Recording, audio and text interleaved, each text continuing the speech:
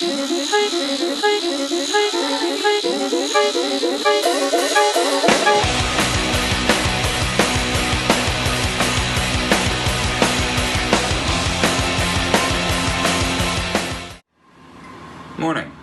Tony from Black Hole Zion.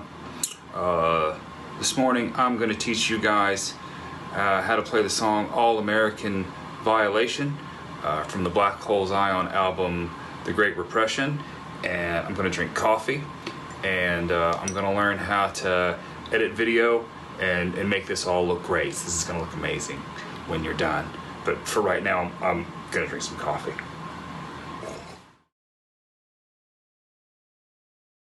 Okay, so when learning a new tune, especially rock stuff and metal stuff, probably the first thing you want to establish is the tuning that the band is using. It seems every band has their own tuning or their own guitars that like 7, 8-string, 9-string guitars and their own tuning. So tuning is very individual to a band, and it can make learning a song really easy if you have the right tuning.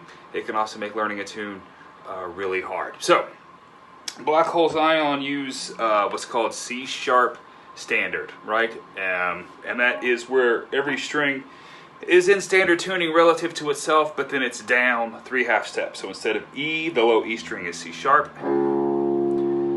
The A string is tuned down 3/2 steps to F#. The D string is 3/2 steps to 3/2 steps to B. The G string is 3/2 steps to E. The B string is 3/2 steps to G#, and the high E is 3/2 steps to C#. So C# standard tuning, Black Sabbath, you know.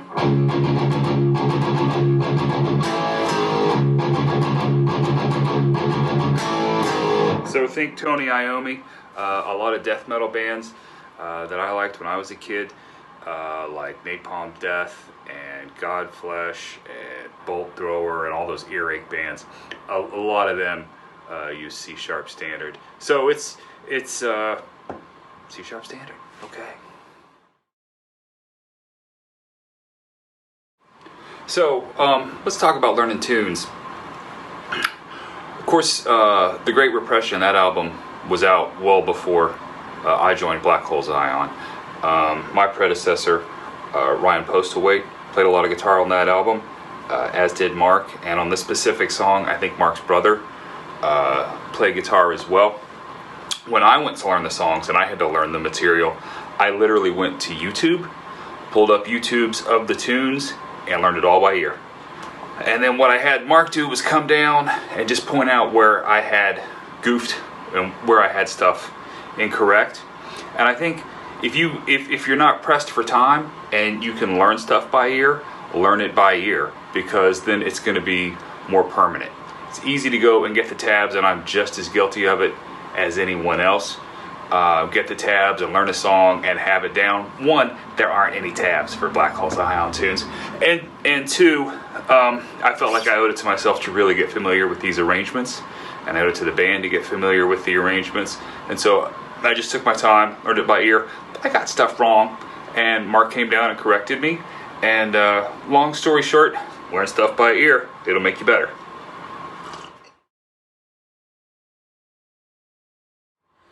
So the first riff, what I'm going to do is just play the riffs, and then I'll tell you what they are. So this intro riff is also the chorus riff.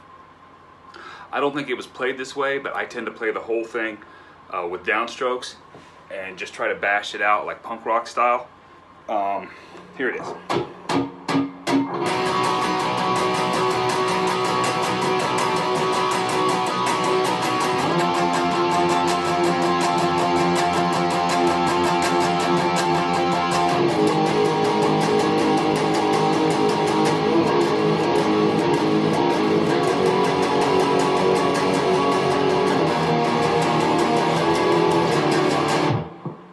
That's the first riff. So, real simple, straightforward power chords. First power chord is at the 5th fret of the A string. And what I'm doing there is I'm playing the note D, A, D, F sharp. I've got my third finger laying on those 3 strings. And again, it might not have been recorded this way. This is the way I play it. I think sometimes, you know, when a new person comes into a band, it's these subtle little things that kind of change the sound of the band, or that may give it a different character. So this is how I play the riff, and no harm, no foul, right? So right there, 5, 7, 7, 7.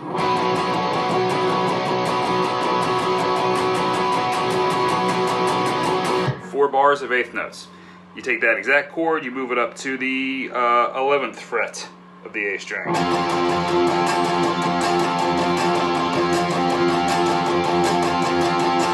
Now, I take a power chord, I go to the 7th fret of the low E string. And this is kind of weird. I play some straight 8s, and then I put some bendies on it. I'm not sure if I've ever done those bendies right, but there's bendies in there.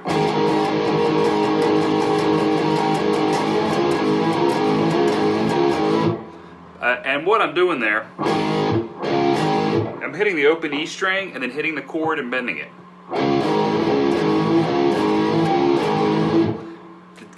It just gives it like a sick kind of sound. Sounds gross.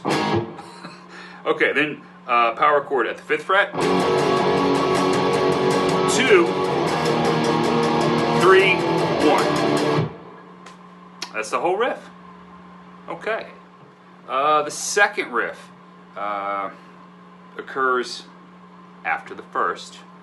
After the first riff, there's a second riff. And in the second riff, kind of a thrashy, I kind of think of, I don't know, like Exodus or Forbidden. It's a...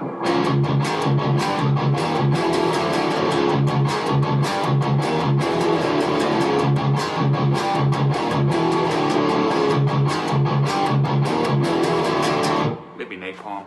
I don't know. Anyway, chuggy little thrash riff.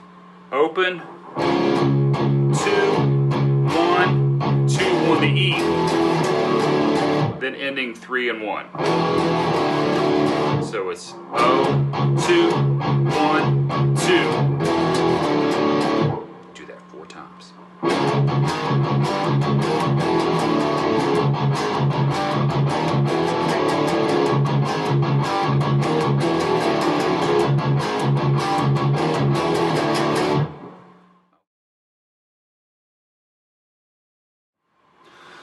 Okay, and now we have the verse riff. The verse riff, pretty straightforward thrash style verse riff where you play low E chugs, and then at the end of every low E chug, you do a little power chordy bit. So here's the riff.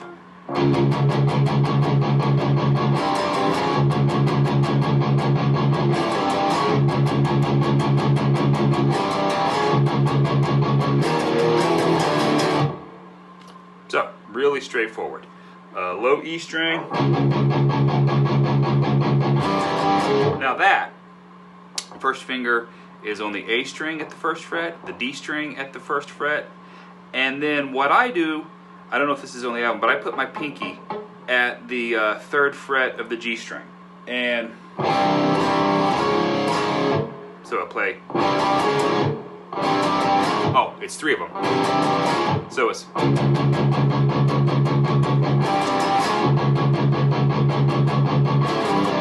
On that next part, I start at the 3rd fret, go to 1, to 2. So it's.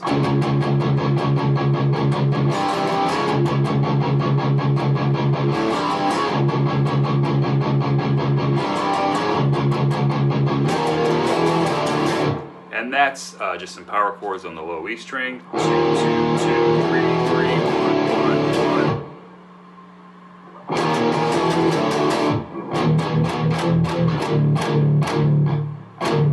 No, that's not how it goes. Okay, so we're chugging along. We've got the intro riff, both intro riffs, and the verse riff. On the album, you play the intro riff, then the second intro riff, then the verse riff, then do it all again. and that'll get you about halfway through the song. And that's pretty standard, you know, rock arrangement: intro, verse, chorus, intro, verse, chorus. Nothing new there. You should be able to get that. But let's get to the fun bit now, the breakdown bit, the part where everybody moshes along. I'm just gonna play it and then I'll explain what I played. So it's E chug. You do this for a bit and there's samples.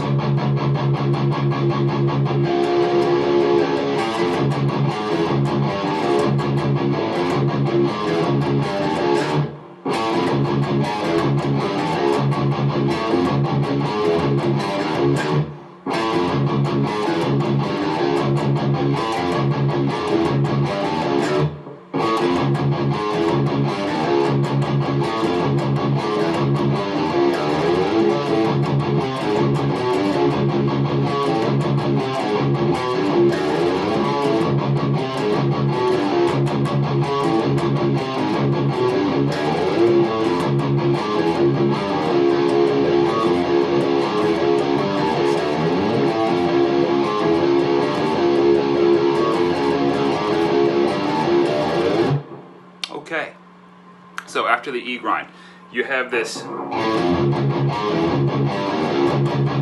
very simple.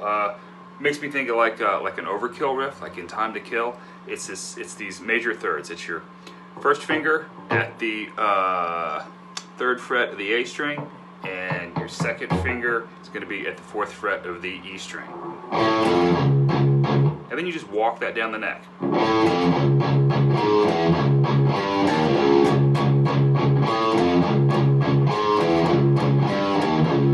So you walk it down chromatically twice, and then there's a bit of a stop at the 1st fret of the low string.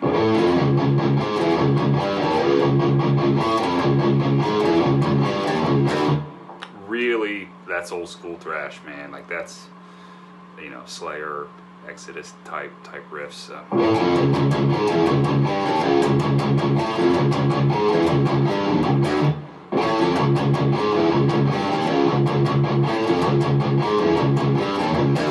Then the whole pattern moves up 2 whole steps. So instead of being, we go up to the 7th fret of the low E string, and we do the same thing.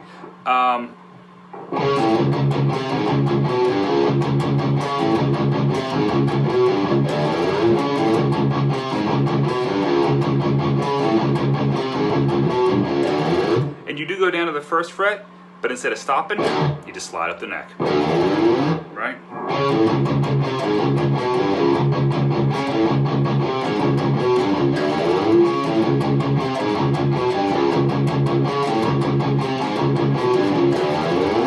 So, there's that riff. Now, after going up, you go back down, and instead of palm muting, you just let it all ring out.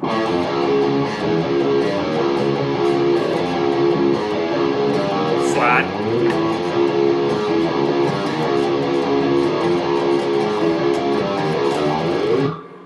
And that was a cool sound. Okay, so now we had intro 1, intro 2, verse. Then we did it all again, right? Because the intro is also the chorus. You know, intro 1, intro 2, verse, chorus. We had the breakdown riff. Wouldn't you know it, now we have a 3rd verse. So, shocker. So, 3rd verse, you know, the...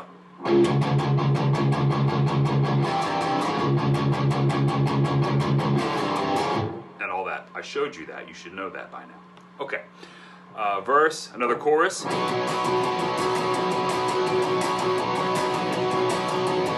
You should know that by now too. And again, you want to try to do as much of this with downstrokes as you can. Honestly, my hand cramps. If I try to do the whole tune from top to bottom with straight down strokes, it's hurty. Especially when we do it like at the top of the set. which is really where it should go. It's a good opener, but man, you got to warm up for that, because all that straight down chugging.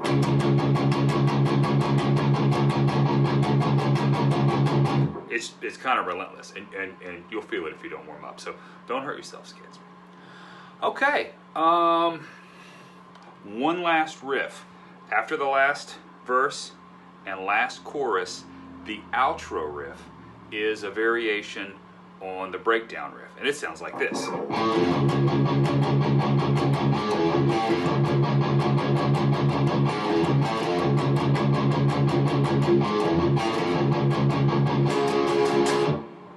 Okay, so that variation, it's that same major third, right? And it's first finger, second finger, open string. When it comes back around, 4 and.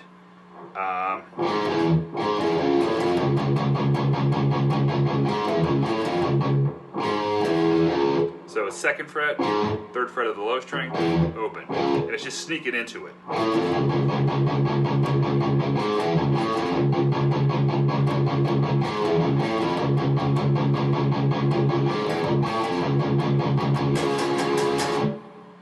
Ta-da.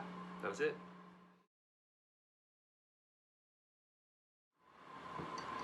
I had talked earlier in the video about how, you know, when a new person comes on board, they have their way of playing and their style, and so a band's sound may change subtly with the introduction of a new person. So, oh, it's good coffee.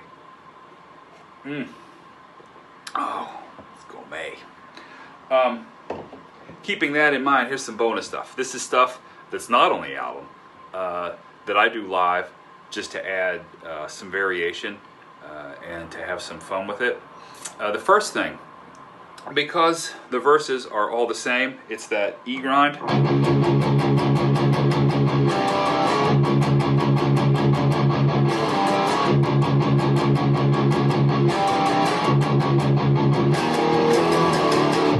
Something I like to do on the second verse, and I just started doing this, is instead of playing a low E string, playing harmonics on the low E string. So it's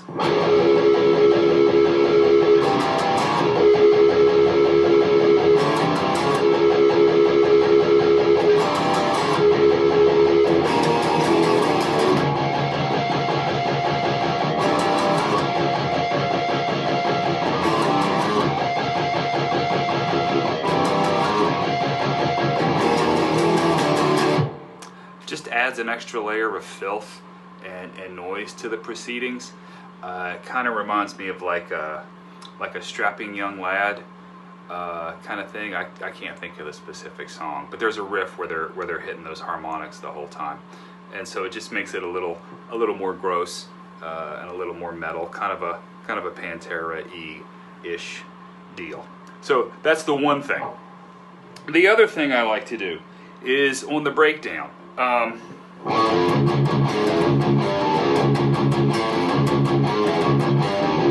We said it starts down here, then it goes up here.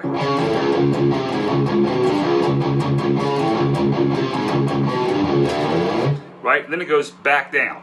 Instead of going back down, I like to go all the way up and grab the octave. I also like to switch to my neck pickup, and it gives it like this real, like haunting, kind of a sick kind of tone. It sounds like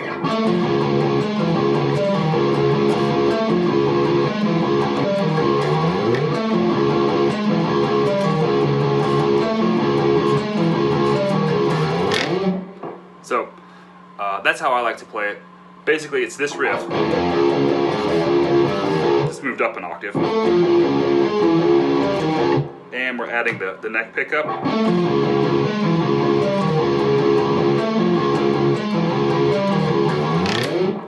Plus, as I'm sliding up the neck, I get to flip the toggle switch, and it looks really cool and rock live, like I know what I'm doing. I don't know what I'm doing.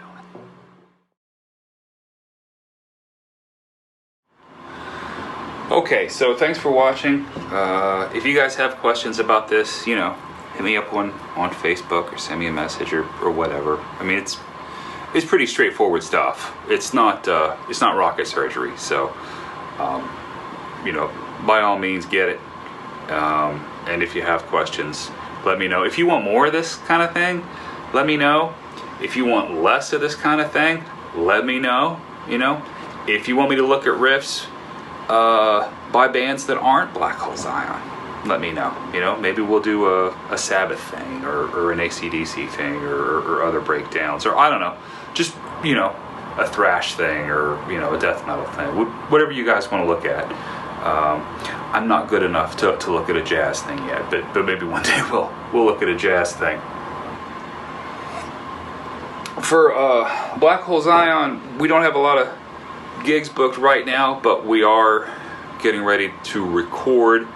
I'm not sure if Mark or anyone else has made the announcement, but we're going to try to do an EP, like 7 or 8 cover tunes you wouldn't expect to hear in this style. Well, some tunes you wouldn't expect to hear in this style. Some tunes you would definitely expect to hear in this style. But anyway, it should have some surprises, and it should be a lot of fun. And then we've got a lot of material for another album, just stewing. You know, I think with everything, it's just a matter of time to get together and hash things out, and just trying to find the time to approach things properly and give it the attention it deserves. But anyway, thanks for watching. Hit me up if you need anything. I'm going to drink some more coffee and probably have some snacks. See ya.